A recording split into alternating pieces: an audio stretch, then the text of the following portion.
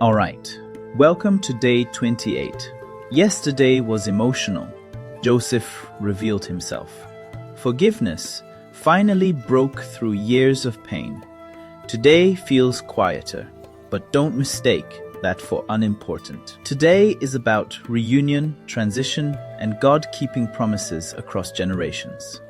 We're reading Genesis chapters 46 and 47. And this is the moment Jacob finally sees his son again. Jacob is old now. He believes Joseph is dead, and suddenly he hears the impossible news. Joseph is alive, and he's ruling Egypt. At first, Jacob doesn't believe it, which is honestly fair. But when he sees the wagons Joseph sent, the proof, something changes. Before Jacob leaves for Egypt, God speaks to him. God says, "Do not be afraid to go down to Egypt. I will make you into a great nation there, and I will bring you back again." That matters, because Egypt isn't just a destination. It's a turning point. Jacob gathers his entire family, sons, grandchildren, generations, 70 people in total. The Bible pauses to list names, not to slow the story down, but to remind us, these aren't background characters. These are real people. This is the beginning of a nation. When Jacob finally arrives in Egypt, Joseph goes out to meet him. And when father and son see each other, they break down. Joseph cries in his father's arms for a long time. No words, no explanations.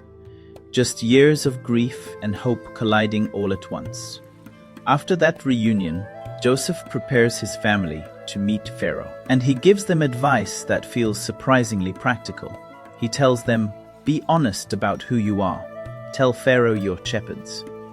Which sounds harmless, except Egyptians didn't like shepherds. But Joseph isn't trying to help them blend in. He's helping them stay distinct.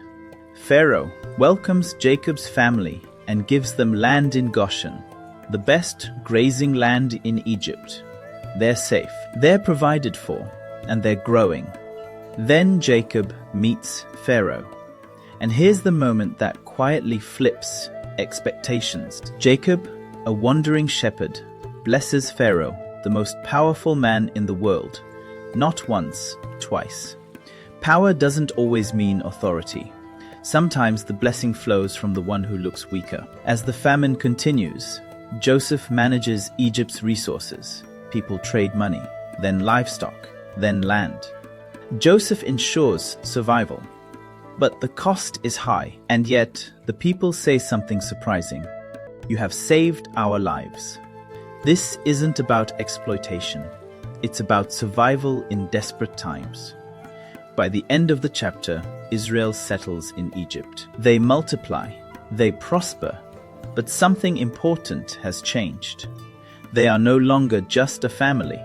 They are becoming a people. And Egypt, once a place of rescue, will eventually become a place of testing. But that story comes later. Day 28 reminds us of something important. God can use unexpected places to grow his promises.